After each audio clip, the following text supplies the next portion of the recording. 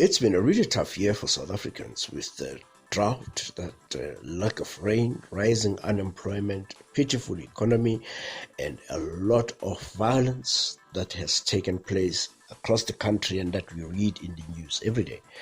Here at Vuga Online Radio, what we always try to do is bring you some of the positive stories, not just from a positive side, but just to say there's a lot that is happening that inspires a lot. And there's been a lot of very inspiring South Africans that have been, thanks to the collective and individual brilliance and kindness of people, that have brought smiles to our faces.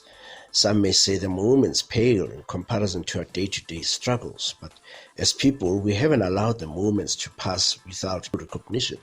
In South Africa this year, as we started with the Vuga Online Radio, we noticed that there's a lot of positive work that is happening in the country, even if as we focus on that which is not working.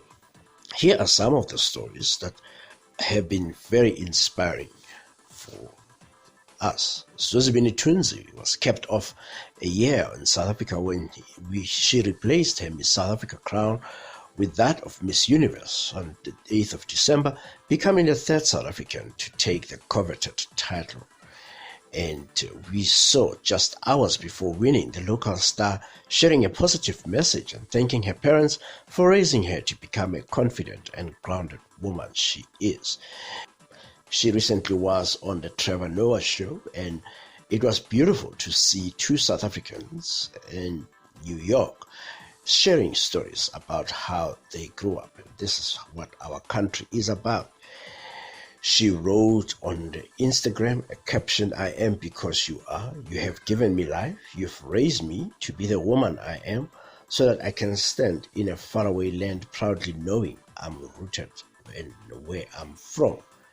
A month or so before her breathtaking win in Atlanta, Georgia, in the USA, Springbok captain Siya Kolisi hoisted the William Webb Ellis Cup into the Yokohama sky on November the 2nd, signaling the Springboks' third Rugby World Cup win as many finals. And another chapter was written in the Kolisi story that evening. He became the first black captain to lift the cup. He did so playing in his 50th game for the Springboks. And another chapter was written in the story that evening. He became the first black captain to lift the cup. He did so playing in his 50th game for the Springboks. In February, the Soweto Gospel Choir took home the Grammy Award for the Best World Music Album for their collection of songs, Freedom. Freedom was recorded in June 2018 as part of the group's tribute to the 100 Years of Mandela celebrations. It features a selection of South African struggle songs, including their scintillating versions of Johnny Clark's poignant Asimbonanga. The Ndlovu Youth Choir, established in Moses Valley in rural Limpopo in January 2009, captured the imaginations of millions during their incredible run of the America's Got Talent. After losing in the final, it was confirmed that the group had been offered a deal with Simon Cowell's record label Psycho Entertainment, which is a global joint venture together with Sony Music Entertainment Africa.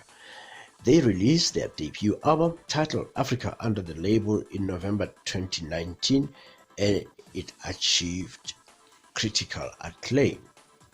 Going back to sport, the year also saw the South African women football team Banyana Banyana play in their first ever FIFA World Cup in France this year, and as a result, the team and coach Desiree Ellis have been nominated for the CAF Women's Team of the Year and the Women's Coach of the Year award. The team also won the COSAFA Cup in August, making it a hat-trick. But it is also important to pay attention to the basketball team that was wiping the floor with a lot of the international groups this year. At the World Para Athletics in Dubai, sprinter Mpumalanga Mhlongo set a new record and won a silver medal at the 100-meter men's race. And Andrun Weyers recently won South Africa's first gold medal at the Dubai 2019 World Para Athletics Championships. The young lady led the women's 400-meter, breaking a new record. Weyers finished the race in a time of 55 and 79 seconds. Donning his South African flag with pride, Teddy Nzama has beaten 15,000 Starbucks employees to be crowned the best barista across Europe, the Middle East, and Africa. Nzama, who started working at the Starbucks in Florida Road, Durban, around 2 years ago, took the ultimate prize in London last week. A panel of experts then decided on the overall winner, choosing Nzama because he demonstrated superior abilities and his personal journey was inspiring.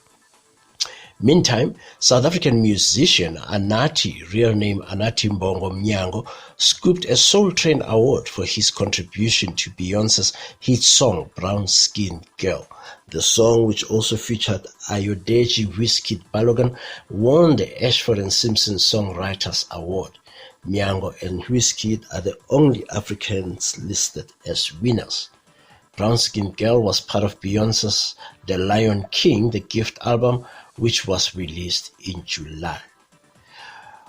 Also on the stage of the modeling ramp, Kialeboga Matsafu, who not many people spoke about, won the Teen Globe International in Thailand. A girl from Mabiskral became an international teenage sensation when she won this less known award, but a lot less important to us. Shoma Josie definitely got to see the wrestler John Cena, who surprised her as she performed her hit song John Cena, very much known in the country as John Cena, on the Kelly Clarkson show, in which she came into her consciousness when the Limpopo-born artist performed on the YouTube Colors page, which spotlights new artists from around the world. In June, Shoma Josie received the BET Award for Best New International Act at the BET Awards, but ordinary South Africans have also given us goosebumps and feel-good moments throughout the year. Cape Town petrol attendant Nkosi Khombele won over the hearts of locals after helping a customer who forgot her bank card at home.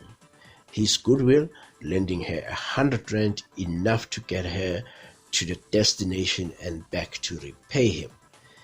And he said he was just doing what anyone else would have done, from the heart and God's will, and he believes there's no black or white and wish to bring peace and bring people together, he told the newspapers later. A Bakabadi campaign was started from Mbele, which has to date raised more than 500,000, eclipsing the initial 100,000 target. Another heartwarming story is that of Sibongiseni Nkosi, who helped motorist Vic Kempfer push his broken-down car and is now proudly earning his keep as a petrol attendant after his act of kindness landed him a job. Nkosi, who lived on the street for more than 3 years, said he was grateful that he no longer had to deal with the hardships of being homeless. It was tough in winter, and if I left my blanket somewhere, when I got back, someone would have already taken it from me, he would say. He's just happy that he's getting his complexion back again because the sun is so bad when you're in the street.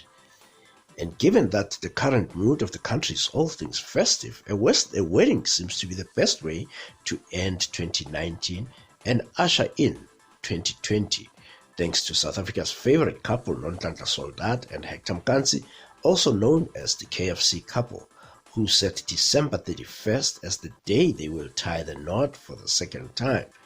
The couple took social media by storm after Mkansi, 37, was captured on video proposing to Soldat.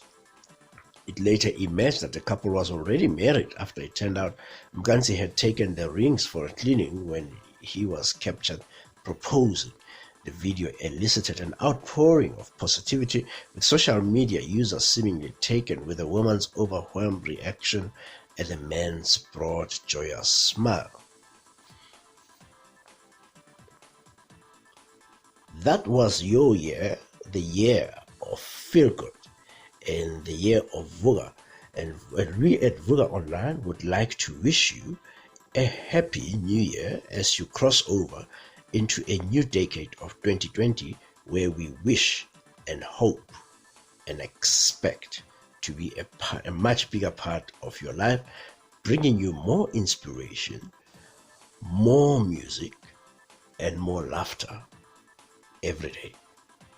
Happy New Year.